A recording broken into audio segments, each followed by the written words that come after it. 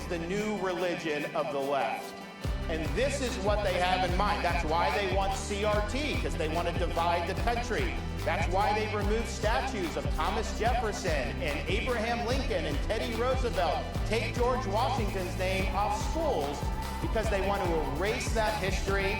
They want to delegitimize our founding institutions, and they want to replace that with their left-wing ideology as the foundational principles of our modern-day society. Wokeism is a form of cultural Marxism.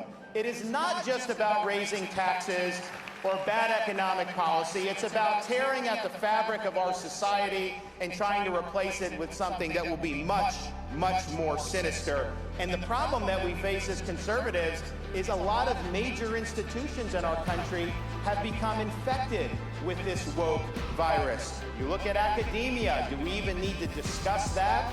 Their main objective now is to impose an ideological worldview on the people that come through their universities. You look at corporate America, they're mentioning it. They're opposing voter ID. Many of them make a lot of money from Chinese slave labor, but they don't want voter ID in the United States. So they are engaging in woke activism. You look at our bureaucracy and how totally off the rails they have become in many different agencies. And it's not just limited to people like Fauci. You have it across the board where this has become a major behemoth.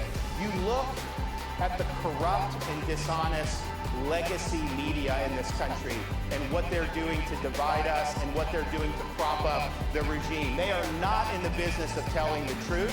They're in the business of spinning partisan narratives to be able to benefit their side. They don't speak truth to power. They're defending the regime in power. And if you speak up, they come after you. They'll smear you. They'll defame you.